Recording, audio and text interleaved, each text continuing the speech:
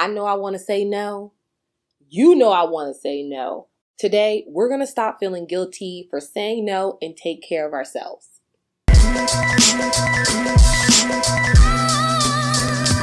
Hey, welcome back to Undefined Therapy. And today I'm talking about some ways that you cannot feel guilty about saying no. Every day I'm looking left and right and somebody wants me to do something for them. And I'm not by myself. I know you have people in your life that will make you feel guilty. Yes, make you feel guilty for saying no, for putting yourself first.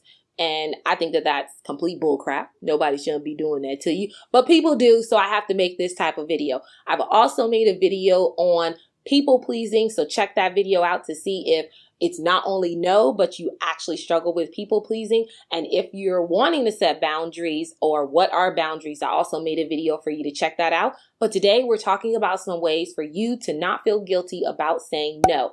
Before I jump into them, I definitely want you to subscribe here at Undefined Therapy. If you're already a subscriber, then thank you so much. I love making these mental health videos and I love for you to be a part of the community. So now we're going to jump into some ways that you out there can start saying no, putting yourself first and not feeling guilty about it. Yeah, because nobody wants to be in that unhealthy cycle of, I know I want to say no. You know I want to say no. But I'm going to say yes because I don't want to hurt your feelings and I don't want you to hate me. But then I go back home at night and I'm tired and I'm frustrated and I'm angry at myself because I know I should have said no. I digress. Let's jump into that video.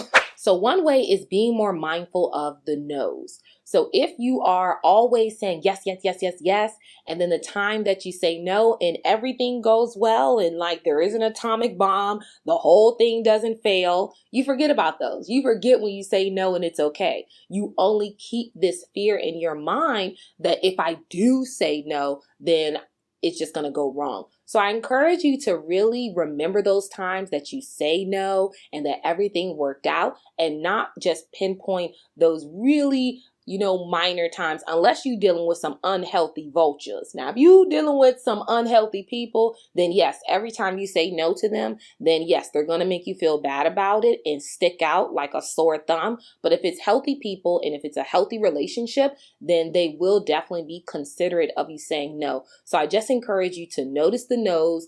Be more aware of the times that you said no, that it was okay, so that you don't have this overwhelming fear all the time that if you say no, something bad's going to happen. Another way is giving yourself time.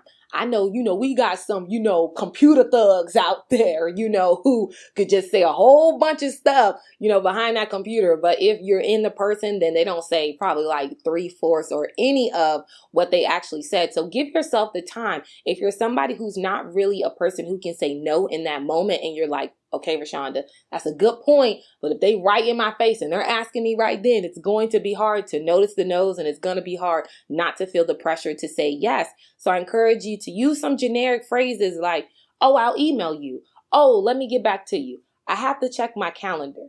Can I let you know in 24 hours? Buy yourself some time so that you can feel comfortable to say no, or maybe come up with a different compromise because you've had enough time to see what's the cost in me. Is this very realistic for me to do? And overall, preventing yourself from engaging in that cycle of letting them make you feel guilty and also you feeling frustrated and upset at yourself for saying yes too quickly. And then being stressed out because you got to move mountains to make it happen. Another way is setting boundaries. So if you have, for me, I'm not trying to do nothing on no Sunday, like nothing. I learned that from my mom and dad.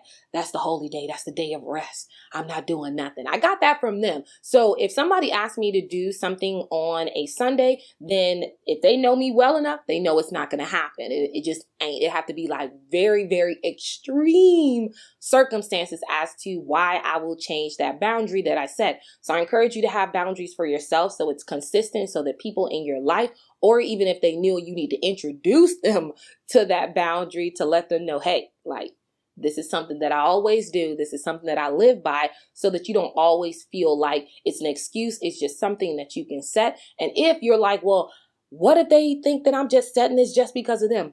Oh, well. You can start setting boundaries today. You have that right to change your life, to live healthier. You have that right, and people will respect it, or they unfortunately will have to figure out something else. Y'all thought I was going to say something deep. No, they got to figure it out for themselves. Another way is being firm. So if you have that gut wrenching that you definitely know you're not going to do it, don't prolong it, because that'll make you feel guilty. Like, oh my gosh, maybe I should just do it right now because I've waited so long and they don't have time to figure it out. So definitely being firm and just saying what you mean and what you want is very effective. So don't really just allow the chance for you to feel guilty and feel pressured into doing something when the other person would have had other options to do it. So if you don't want to do it, it's okay to say no. Right now, today on Undefined Therapy, I, Rashonda, Carrie, am telling you that it's okay to say no. It's better to do it right then than not to do it. Now you're saying, hey, that kind of contradicts what you said earlier. No, it doesn't. I'm going to tell you why.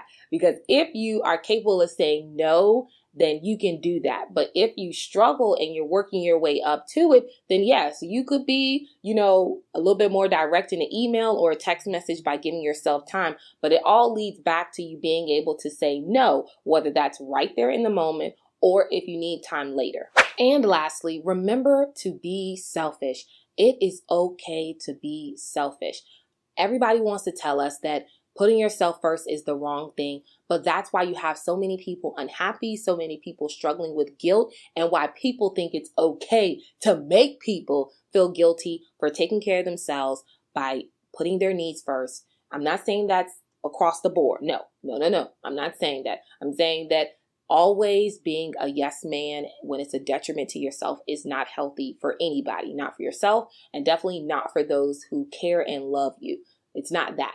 So I definitely just encourage you to know your worth, know your value, be self-aware so that you are able to put yourself first when you need to, when you know that you're on the brink of exhaustion, before you are falling over the floor, before you are having headaches, before you get sick, before all of these things happen, before you have a mental breakdown. Be aware, know that the little steps that you take can occur and can be preventative. You don't wake up one day and just have a mental breakdown. There are little things along the way that if you take the time to look, we're like, man, I really was struggling and I didn't realize it because I didn't give myself the time to. So know that no's are okay and that putting yourself first is okay.